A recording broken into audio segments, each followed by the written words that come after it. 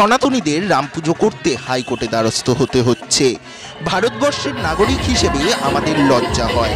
রবিবার হালিশহর বাগমোড়ে ভারত মাতা সেবা কমিটির আয়োজিত মর্যাদা পুরুষোত্তম ভগবান শ্রীরামের পুজোয় হাজির হয়ে এমনটাই বললেন ব্যারাকপুরের প্রাক্তন সাংসদ অর্জুন সিং।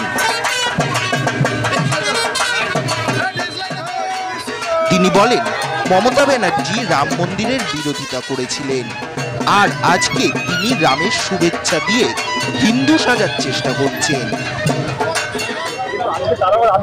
হ্যাঁ, মমতা ব্যানার্জি তো রাম মন্দিরের বিরোধিতা করেছিলেন, আজকে রামের শুভেচ্ছা দিচ্ছেন।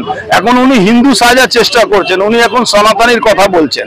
কিন্তু সনাতনীদেরকে এই পুজো রাম পুজো করতে আটকাতে আমাদের হাইকোর্ট উনি আটকাচ্ছেন, আমাদের হাইকোর্ট যেতে হচ্ছে। এটা আমাদের সনাতনীর জন্য, ভারতবর্ষের নাগরিক হিসাবে আমাদের লজ্জা হয়। এমন একটা রাজ্যে বাস করছি যেখানে পুজো করতে গেলে আমাদেরকে কোর্ট থেকে পারমিশন নিতে হয়। সনাতনীদের হয়ে কথা বলছেন, অথচ সনাতনীদের রামের পুজো করতে বাধা দেওয়া হচ্ছে। পুজো করতে হাইকোর্টে দ্বারস্থ হতে হচ্ছে, যা ভারতবর্ষের হিন্দু সনাতনী হয়ে আমাদের লজ্জার। এদিন মোমবাতি প্রজ্বলিত করে ভারত মাতা সেবা কমিটির ভগবান শ্রীরামের পুজো উদ্বোধন করেন বিজেপি নেতা অর্জুন সিং।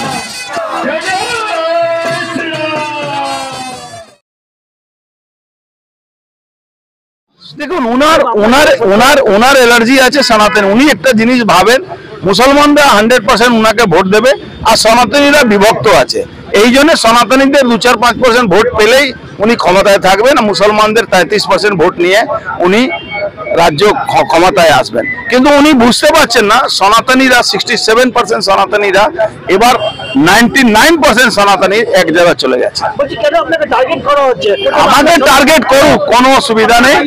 মমতা ব্যানার্জি ক্ষমতা আনার জন্য সিপিএম আমাকে টার্গেট করতো, মমতা ব্যানার্জিকে ক্ষমতার দিকে সরাবার জন্য তৃণমূল আমাকে টার্গেট করছে। এটা নিয়ে আমার কিছু যায়।